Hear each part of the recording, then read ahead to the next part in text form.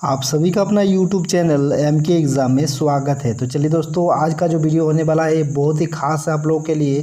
जो कल की परीक्षा है आप लोगों का, उसमें इम्पोर्टेंस जितना क्वेश्चन है मैंने इस वीडियो पर लाया हूँ। आप लोगों को इसको देखना चाहिए क्योंकि आप लोगों को परीक्षा में बहुत ही हेल्प होगा। तो चलिए पहले क्वेश्चन क्या दिया गया है देखते हैं। उससे पहले कहना है कि अगर आप लोग चैनल पर नए हैं तो चैनल को सब्सक्राइब कर दीजिएगा, साथ ही साथ बेल के आइकन को भी दबा दीजिएगा और अगर अच्छा लगे वीडियो तो दोस्तों के साथ शेयर भी कर दीजिएगा। तो चलिए देखते हैं यहाँ पर पहला क्वेश्चन क्या दिया गया है।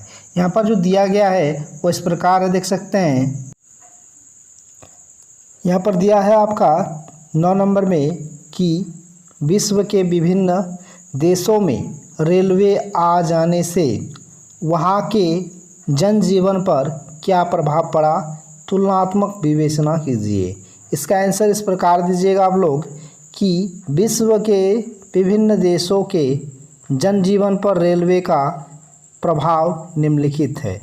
जो दुनिया में जो रेलवे का प्रसार हुआ है, इससे विश्व में क्या सुविधा हुआ है नहीं हुआ है, इसके कारण को 1 नंबर में देखते हैं। यहाँ पर दिया गया है क्या, देखिए कि विश्व के सभी देशों में रेलगाड़ी परिवहन की महत्वपूर्ण साधन बन गई है।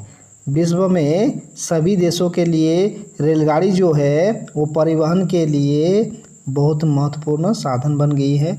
ये पूरे साल भर उपलब्ध रहती है और सस्ता और तेज़ भी है। समझ गया ना, मतलब ये पूरे साल आप लोगों को फैसिलिटी देती है, पूरे साल चलता है और सस्ता भी पड़ता है। दूसरा नंबर, ये तेज़ गति से पहुंचने वाले क्या है, परिवहन है। उसके बाद कहा जा रहा है 2 नंबर में दिया है इसका, देखिए कि रेलवे माल तथा यात्री दोनों को ढोती है। मतलब रेलवे जो है माल को भी ढोती है और यात्री को भी ढोती है।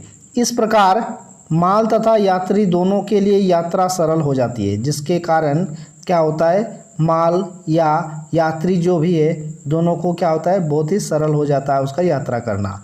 उसके बाद 3 नंबर में कहा गया है कि विभिन्न देशों में रेल मार्ग लंबी दूरी तय करता था। समझ गए ना कि विश्व में जो रेल सेवा है ये लंबी दूरी तय करती है। सबसे 1850 तक आते आते इंग्लैंड के सभी नगर एक दूसरे से रेल मार्ग से जुड़ गए। समझ गए ना, 1850 होते होते इंग्लैंड में सभी जो नगर है एक दूसरे से जुड़ गए। उसके बाद कह रहा है 4 नंबर में, कोयला और लोहा जैसे भारी वस्तुओं को रेल से ही ढोया जा सकता था। उस समय का क्या था कि कोयला, लोहा, कोई भी भारी वस्तु हो वह रेलवे द्वारा ही एक जगह से दूसरी जगह परिवहन किया जाता था। इसलिए विभिन्न देशों के लिए रेल अनिवार्य हो गया। तो इसीलिए कहा जा रहा है कि प्रत्येक देशों के लिए क्या, रेलवे जो है बहुत ही महत्वपूर्ण है। सभी के लिए क्या होगा, विभिन्न देशों के लिए रेलवे अनिवार्य हो गया। तो इस प्रकार आप 9 नंबर का आंसर दे दीजिएगा, आपको पूरा नंबर मिलेगा। और ये आप 10 नंबर में क्या दिया गया है कि जापान के विकास के साथ साथ वहाँ की रोज़मर्रा की ज़िंदगी में किस तरह बदलाव आए। तो इसका आंसर आप इस प्रकार दीजिएगा कि जापान के विकास के साथ साथ वहाँ की प्रतिदिन की ज़िंदगी में निम्नलिखित बदलाव आए। मतलब जापान के जो विकास हुआ उसके साथ साथ लोगों के जीवन में भी क्या बदलाव आया उसके बारे में आपको बताना है। तो इसका आंसर आप इस प्रकार दीजिएगा कि जापान के विकास के साथ साथ वहाँ के प्रतिदिन की ज़िंदगी में निम्नलिखित बदलाव आए। वो क्या है आपका, पहला नंबर में जो दिया गया है, देख सकते हैं यहाँ पर क्या दिया है कि 1870 के दशक में नए विद्यालय व्यवस्था का निर्माण हुआ। लड़के लड़कियां के लिए विद्यालय जाना अनिवार्य घोषित कर दिया गया।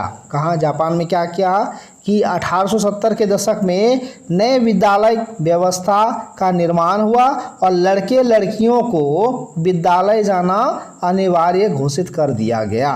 उसके बाद कहा जा रहा है कि माता पिता का सम्मान करने, राष्ट्र के प्रति निष्ठा और अच्छे नागरिक बनने की प्रेरणा पाठ्य पुस्तक में दी गई। समझ गया ना, मतलब उसमें जो पढ़ाया गया, स्कूल जानना तो अनिवार्य हुआ ही, उसके बाद स्कूल में इस प्रकार पढ़ाया गया कि माता पिता का सम्मान करना, राष्ट्र के प्रति निष्ठा रखना, अच्छे नागरिक बनने की प्रेरणा में ही, पुस्तक में ही दी गई, उसका ज्ञान दिया गया। ठीक है, उसके बाद कहा जा रहा है कि 3 नंबर में कि आधुनिक कारखानों, ठीक है, पर कहा जा रहा है कि आधुनिक कारखानों में 50% महिलाएं कार्यरत थी। वहाँ के जो नए नए आधुनिक जो कारखाने बन रहे थे उसमें से आपका 50% महिलाएं कार्यरत थी। उसके बाद 4 नंबर में कह रहा है कि जापान में इकाई परिवार की अवधारणा का विकास हुआ जिसमें पति पत्नी और बच्चे होते थे। ठीक है, जापान में इकाई परिवार मतलब एकल परिवार में अवधारणा का विकास हुआ जिसमें पति पत्नी और बच्चे सभी काम करते थे। उसके बाद जो है नए प्रकार के घर, रसोई उपकरण और मनोरंजन के साधनों का विकास हुआ। ठीक है, वहाँ पर क्या हुआ कि रसोई उपकरण, मनोरंजन और साधनों का विकास हुआ।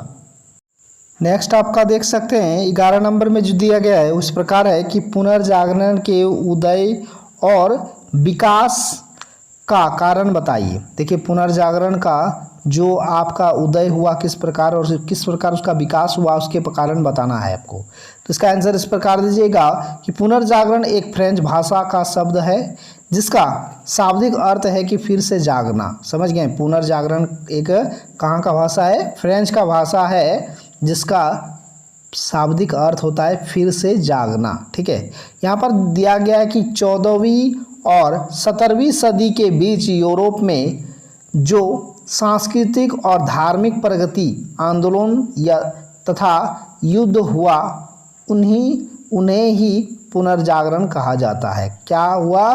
14वीं और 17वीं सदी के बीच जो यूरोप की सांस्कृतिक धार्मिक प्रगति या आंदोलन युद्ध हुआ उन्हें ही पुनर्जागरण कहा जाता है।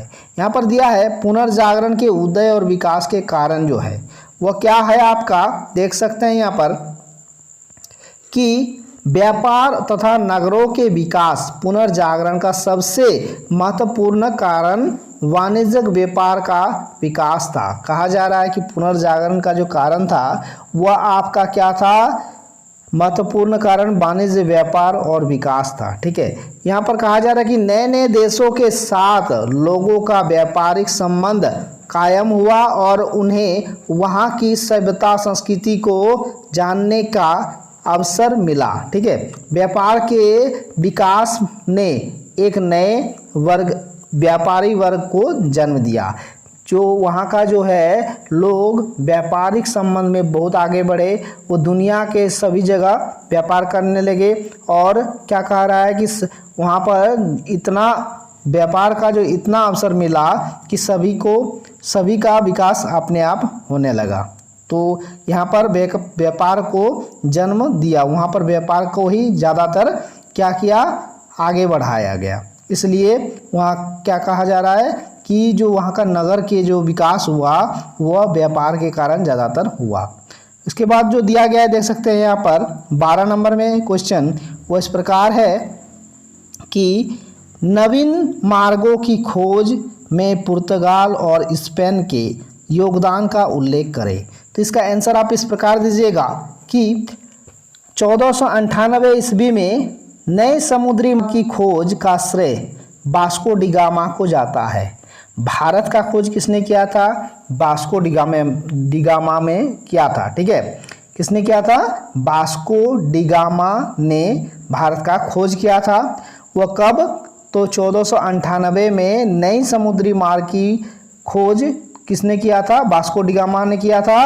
और 1880 में पुर्तगाल और स्पेन का कब्जा हो जाने के कारण डच व्यापारियों के लिए लिस्बन का द्वार बंद, हमेशा के लिए बंद हो गया। ठीक है, जब पुर्तगाली और स्पेन क्या किया?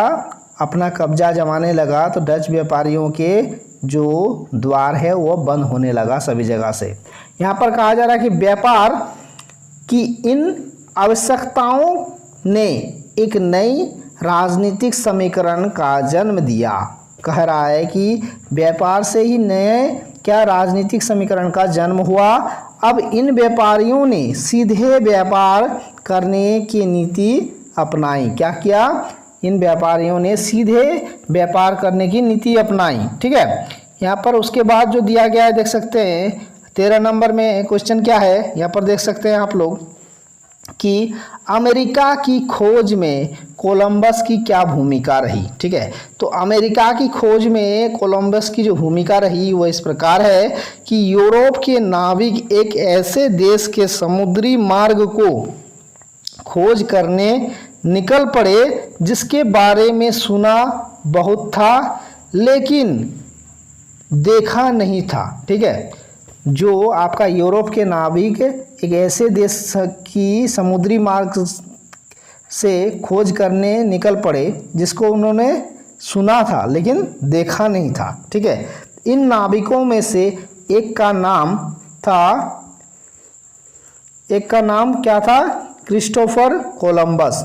इन नाविकों में से एक का नाम था क्रिस्टोफर कोलंबस, जो इटली के निवासी थे। कहाँ के थे? इटली के निवासी थे। भारत के समुद्री मार्ग निकालने में कोलंबस अटलांटिक महासागर में भ्रमित हो गए। कहाँ पर भ्रमित हो गया था? अटलांटिक महासागर में कोलंबस जो है समुद्री मार्ग से आते आते कहाँ? अटलांटिक महासागर में क्या होते? भ्रमित हो गए थे और अमेरिका की तरफ पहुंच गए। कहाँ चले गए?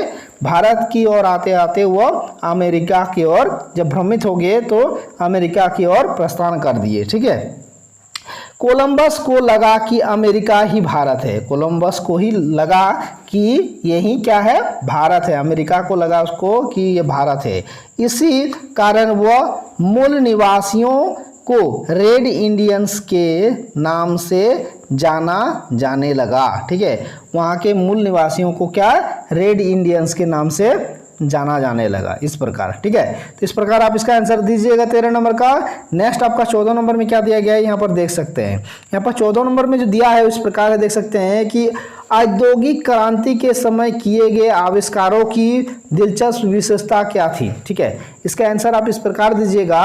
यहाँ पर क्वेश्चन कह रहा है कि औद्योगिक क्रांति के समय किए जाने वाले आविष्कारों की दिलचस्प विशेषता क्या थी। ठीक है, मतलब कि सभी को क्या दिलचस्प लग रहा था, कौन सी विशेषता था इसका।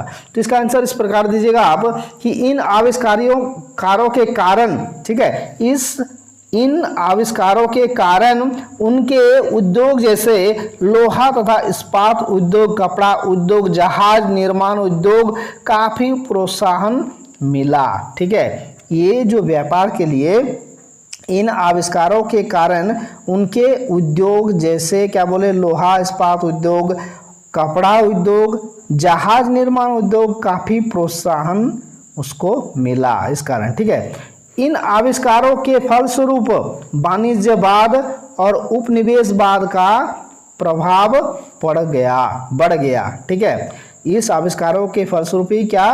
वाणिज्यवाद और उपनिवेशवाद का प्रभाव बढ़ गया। उसके बाद कह रहा है कि इन आविष्कारों के लिए वैज्ञानिकों ने नहीं बल्कि साधारण लोगों ने प्रयास किए और वे अपने प्रयासों में सफल हो गए। ठीक है, ऐसे लोग जो वैज्ञानिक नहीं थे, आम लोग थे, वे ही प्रयास किए लेकिन वही क्या हो गए? सफल हो गए। ठीक है, उसके बाद कह रहा है कि इन आविष्कारों एवं उपनिवेशवाद के कारण भौगोलिक खोजों और अंतर्राष्ट्रीय बाजारीकरण को बल मिला। कच्चे माल, इसमें कह रहा है कि इन आविष्कारों एवं उपनिवेशवाद के कारण भौगोलिक खोजों और अंतर्राष्ट्रीय बाजारीकरण को बल मिला। ठीक है, इन आविष्कारों के कारण क्या हुआ? बाजारीकरण क्या हुआ? स्ट्रांग हुआ, मजबूत हुआ। कच्चे माल की प्राप्ति तथा तैयार माल की खपत के लिए इंग्लैंड को एक विस्तृत बाजार की आवश्यकता पड़ी। इस स्थापना के लिए इंग्लैंड को प्रोत्साहित किया। ठीक है, यहाँ पर कह रहा है कि कच्चे माल के लिए प्राप्ति के लिए तैयार माल की खपत इंग्लैंड को एक विस्तृत बाजार की आवश्यकता पड़ी। ठीक है, इसकी स्थापना के लिए इंग्लैंड को प्रोत्साहित किया गया। किसको? इंग्लैंड को प्रोत्साहित किया गया है। उसके बाद कहा जा रहा है, नेक्स्ट आपका क्वेश्चन जो दिया गया है इस प्रकार आपका 14 नंबर का आप आंसर दीजिएगा। नेक्स्ट क्वेश्चन देख सकते हैं यहाँ पर क्या दिया गया है। यहाँ पर 15 नंबर जो क्वेश्चन दिया है उस प्रकार देख सकते हैं कि पश्चिमी शक्ति द्वारा पेश की गई चुनौतियों का सामना छिंग राजवंश कैसे किया? क्या किया? पश्चिमी शक्तियों द्वारा पेशी की गई चुनौतियों का सामना छिंग राजवंश कैसे किया? इसका आंसर इस प्रकार दीजिएगा कि छिंग राजवंश पश्चिमी शक्तियों द्वारा पेश की गई चुनौतियों का सामना करने में असफल रहा। ठीक है, जो छिंग राजवंश थे वो पश्चिमी शक्तियों का चुनौतियों का सामना करने में असफल रहे। 1839 से 42 में ब्रिटेन के साथ हुए पहले अफीम युद्ध ने इसे कमज़ोर बना दिया। ठीक है, जो 1939 से 42 में ब्रिटेन के साथ जो उसका युद्ध हुआ था, अफीम युद्ध, उसके कारण उसे कमज़ोर बना दिया गया था। देश में सुधार एवं परिवर्तन की मांग उठने लगी। उस देश में क्या हुआ था? सुधार और परिवर्तन की मांग उठने लगी। छिंग राजवंश उसमें भी असफल रहा। छिंग राजवंश जो है उसमें भी असफल रहा और देश में गृह युद्ध की लपेट में आ गया। तो देश इसी कारण उस देश में क्या हुआ? चीन में आप लोगों का गृह युद्ध शुरू हो गया। ठीक है, तो इस प्रकार आप 15 नंबर क्वेश्चन का आंसर दे सकते हैं। तो अगर आप लोगों को वीडियो अच्छा लगे तो चैनल को सब्सक्राइब के साथ साथ बेल कर दीजिएगा और लाइक कर दीजिएगा। और आगे आने वाले वीडियो के लिए आप लोग तैयार रहिए। आप लोगों का पॉलिटिकल साइंस है और जो विषय है आप लोगों का, उसका भी वीडियो आपको इस चैनल के माध्यम से मिल जाएगा। तो चलिए फिर मिलते हैं। धन्यवाद, थैंक यू।